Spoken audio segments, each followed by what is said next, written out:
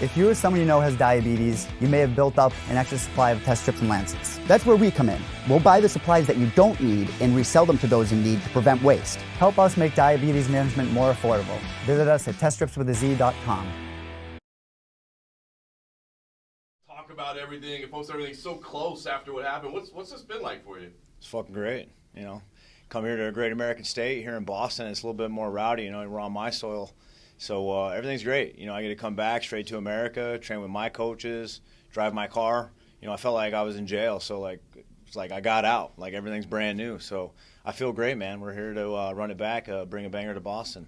Feel incredible. I was going to ask you, I mean, if there's almost positives, because not that the first fight wasn't hype, but now I feel like everybody's really paying attention and going, man, this fight is going to be insane. So I know you wouldn't have liked things to happen the way they did in Mexico, but is there some positives to take out of it that it seems like a bigger fight now? Yeah, what if I would have knocked him out in Mexico? You see how they treated me there, you know? Probably killed me. It's all good, though. You know, it's a great thing. You know, it's going to make it that much better when I put him on the canvas and he's staring up at the lights asking what happened, and I'm celebrating the win. You know, it's just going to make it that much better.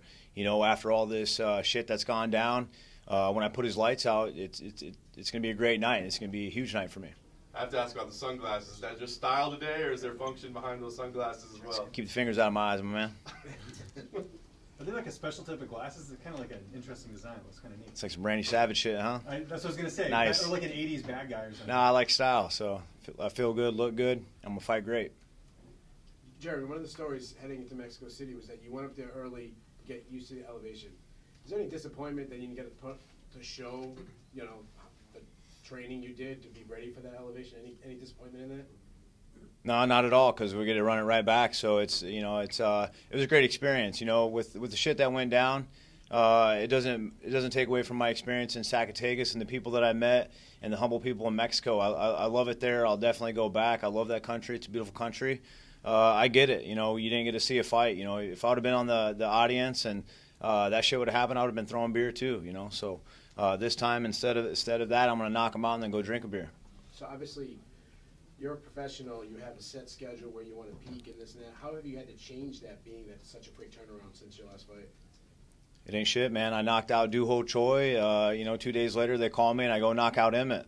So, you know, this is going to be a little bit more vicious. So I'm lighter, I'm healthy, I'm in shape. I love staying active. I think people forget about that. You know, a lot of people duck and dodge me along the way, so it's hard for me to get fights.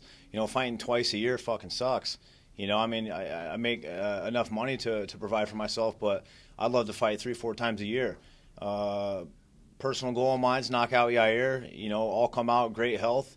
I'll look to be in that next in line for if Zombie or Ortega drops off. So you bet your ass I'll fight 1 or 2 more times by the end of the year if it's possible. You made your UFC debut in 2007. We've seen champions come and go, contenders come and go, and you're still here. I mean, what have you done differently from these other guys that's allowed you to fight at this level for so long? Allowed myself to just be humble and grow, you know, and realize that I'm not the best yet. You know, when I first came in here, I was like a white belt. A lot of guys should have beat me, and I was knocking out black belts. That's just my heart, my grit, my mindset, my will to win. But what you don't see is my mind. I'm constantly looking for growth. I'm constantly trying to change, evolve. Look at my career.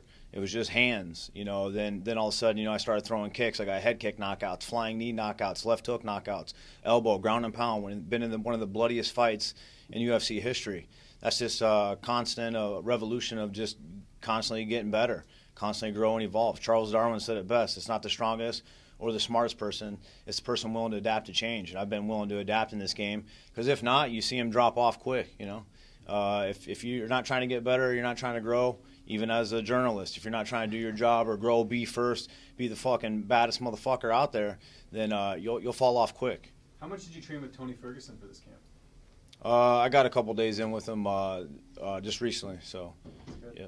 How's that been? Because you trained with him the camp before for the first Yair fight. It's added. How has it sort of benefited your game training with him? It's great. He's got a lot of knowledge. He's king of footwork, king of elbow, spinning crazy shit. He's fast too, man. Tony's a great guy to train with. It's been a pleasure. And what's one thing about Tony that maybe we don't get about him that you get to see? You know, some behind the scenes stuff like you know, obviously very cerebral. What is there anything that comes to mind? He's a nice guy. Okay. You talk about evolution and growth, and obviously you've been doing this for a long time. What do you think is like the biggest change from from the Jeremy Stevens from 2007 to Jeremy Stevens that's going to be fighting on Friday night? That was a long time ago, man. The biggest change is I've gotten a lot smarter. I work harder, but I also work smarter. I put them both together, and that separates me from the pack. Are you just blown away at how much this game evolves over the years? I mean, you've been here for over a decade now, and it just continues to grow, and fighters continue to come up and up. Are you surprised by that, or is this what you expected? No, this sport's going to surpass me. When I'm long dead and gone, my grandkids, whatever, it's going to be a whole different sport. You look at guys like the Style Bender, who's just come in with dance moves and he can actually scrap. You're going to see a lot more of that. There's a lot more people around the world that we haven't really discovered yet. That's one of the greatest things about fighting for the UFC is it brings in the best talented. You get to come here and do some stuff like this to get people's personalities.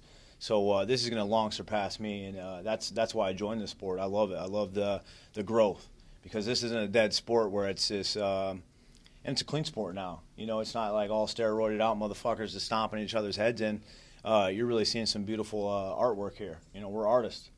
You talk about how you have to evolve or you kind of perish at this point. So with you, do you get motivation from other fighters? Like, are there fighters that fight on cards and you have to watch them fight because it rejuvenates you and motivates you even more? Yeah, it doesn't really give me motivation, but it's damn, say Stylebender.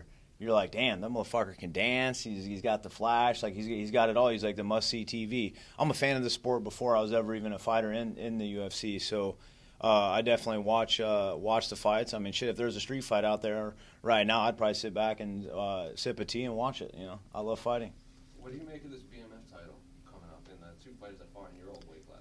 You got to get me in that motherfucker. That's for sure. Seriously, I'd go back up 55, 70, I trained with Masvidal, great guy. One of my good mentors, Josh Neer, he trains with Diaz. Seeing him come up, I thought we were going to fight at 55. But I love seeing that. Them guys get their money. They've been putting in 17 years. I've been a professional fighter since I was 16. We're not professional, but I've been fighting since I was 16, professional at 18.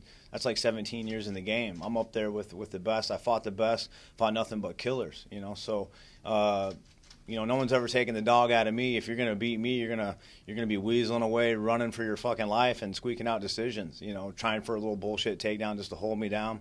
No one's ever taken the dog out of me. So, you can put me in that BMF title runner coming up. So, I'm down. Talk about being a fan of the sport. Obviously, you have a big title fight coming up here in December in your division between Max Holloway, Alex Volkanovski. Mm-hmm. What are your thoughts on that one? Who do you think takes it? I think after seeing Max treat Frankie the way he did, I'm thinking Max. I think Max has the experience, the range, the takedown defense, and Volkanovski, he's a midget.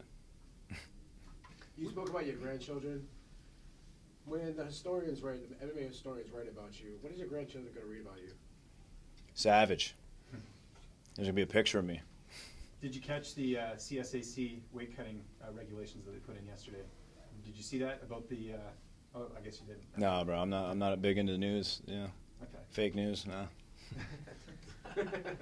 When you had your first fight when you were 16, if someone told you that all these years later you'd be a main event, then a co-main event, you'd be here in Boston getting ready to fight on this huge card, what would you have thought if someone said that to you? Stop fucking lying. No, I was long before I was in my first fight, probably second, third grade, bro. I moved around a lot of schools. Coming from where I come from to be here in Boston, to be co-maining, have main event fights, making money like I am, bro, I would have never dreamed of this. It wasn't until people really kind of instilled that belief, like my grandfather, who I grew up watching UFC with, and my uncle who put me into wrestling and baseball, like the coaches that I had that kind of instilled in beliefs. I didn't really have that at home. So to come here, be here in front of you guys and be talking about this is the only way I can kind of relate to people out there that are really trying to chase their dreams. Never give up. I say it all the time, never give up. Believe in yourself, and if not, find someone who does believe in you. How much does that make you appreciate this journey? Shit, about made me cry right there, bro. You're taking me back. It's incredible, man. I love this. I love fighting. It's not a sport. It's true fighting, but I love it. I love being in the gym every day. I love being able to take this, like my growth, and teaching it on to my kids. Martial arts is a lifestyle. This is a lifestyle. But my job doesn't end when I knock out Yair. You know, it keeps going. I got to go home to my kids. You know, they got softball. You know, they got gymnastics. They got other stuff they're doing. So I got to go and instill my greatness and what I know about life and put it into a 10 and 8-year-old, so that by the time they're 16, 18 years old, they're not relying on no man to take care of them. They're taking care of themselves. They're growing. They're evolving. They're chasing their dreams because they're like, hey, if my dad can do it, I can do it. You know, that's the shit I love doing. Jeremy, in recent interviews, you called yourself a real fighter. You just said you were a savage. You said you're a bad motherfucker. Do you think Yair fits that description too, or no? No, he's a karate kid, man. He's a karate kid. I don't think he is, bro. I think he's trying to be something that he's not, and he's going to find out the hard way come Friday night when his lights are out. Thanks, Jeremy. Thank you, guys.